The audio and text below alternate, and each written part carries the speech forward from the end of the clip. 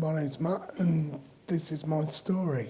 What I'm going to do is just give you a bit of a brief insight into my life, and then I'm going to open up to you guys to ask me some questions. I was born in Leicester in 1984. From day one, I was a pretty hectic child, to say the least. I've been running around everywhere, causing my parents mayhem.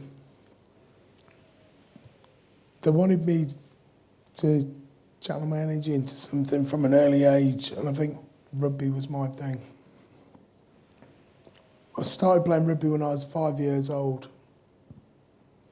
I played for Oakham Rugby Club and then joined System when I was 12 years old, and we became national champions at that age. I played at Twickenham when I was 14. I eventually made it into the Leicester Tigers Academy at 16 years old, then progressed through the ranks and eventually made it into the first team squad. My life basically revolved around eating, training and sleeping. I used to train hard and play hard. I played alongside Martin Johnson, Austin Healy and Neil Back. When I was training with the Tigers, I also played for England under 18s, England under 19s, and eventually England under 21s. I actually got picked to play in the Six Nations Championships for England under 21s. It was the last game of the championships where I sustained my injury. The scrum collapsed and I basically took the weight of both packs, that's 16 big guys, onto my neck, and I dislocated my neck. And I was left paralysed from the neck down, not being able to move my arms or legs. Tony Spreadbury, the referee, actually resuscitated me on the pitch. He saved my life that day. In the blink of an eye, my life changed. Next slide, please, Tony. I finally found myself lying in intensive care, unable to move. I spent 2 months not being able to eat, drink, or even talk or communicate.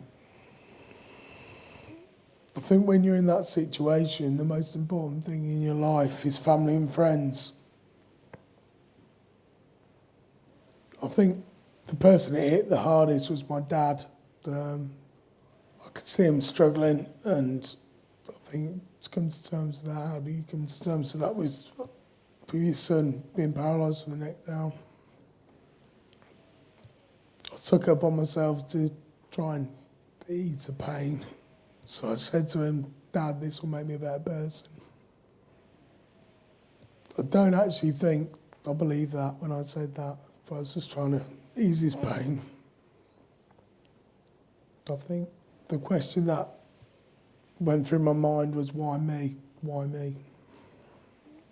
There's other people, eventually, I looked at about and I saw that there's other people in chairs that had sustained spinal injuries through car crashes, tumours on the spine, or even diving into shallow swimming pools.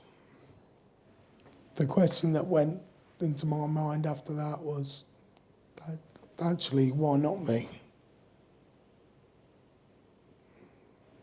After 17 months in Stoke Mandeville Hospital, I finally made it home.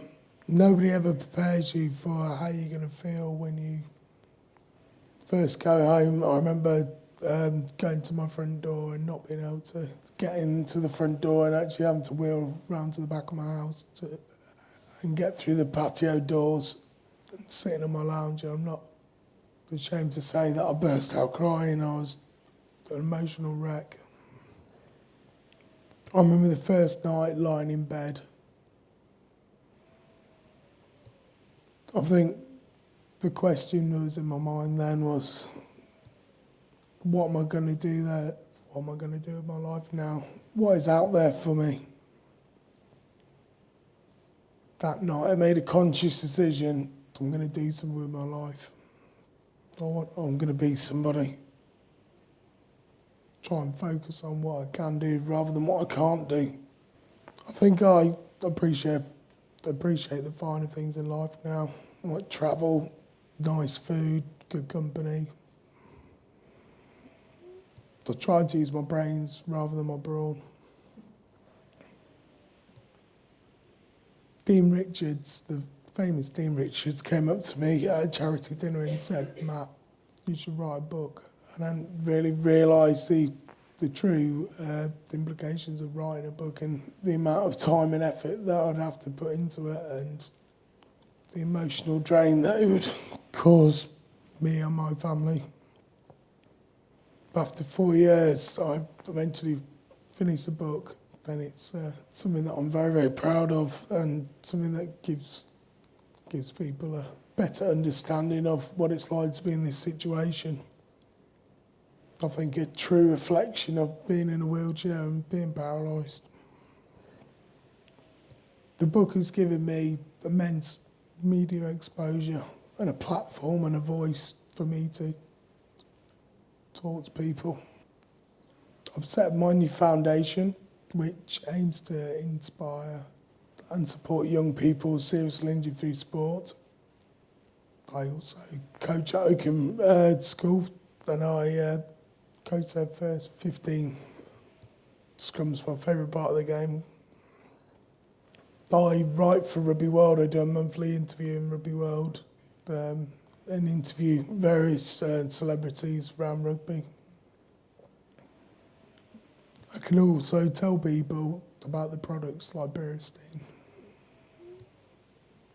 Peristeen has changed my life. Like I said before, it takes hours out of my day. I've tried to tell as many people the freedom and the peace of mind that Peristeen gives you. I think when you're able-bodied, you don't really think about going to the toilet. The simple thing that, normal human beings do. I think for disabled people, it's a massive obstacle put in their way. And I think Peristeen helps them out with that. And I think it's a massive burden as well. And I think it relieves that as well. When you're in this situation, sometimes you can find yourself in embarrassing scenarios that aren't what a normal human being wouldn't feel like. And I think that's what Peristeen does. It relieves that scenario. I think my mission is not just to promote Peristeen products like that, but also to open people's eyes up and change people's perception of disability. And, there's nothing wrong with me. All that's wrong with me is my spinal cord's knackered. I had a decision to make. I can either get busy living or get busy dying. And I feel that I've decided to get busy living. Thank you very much. Cheers.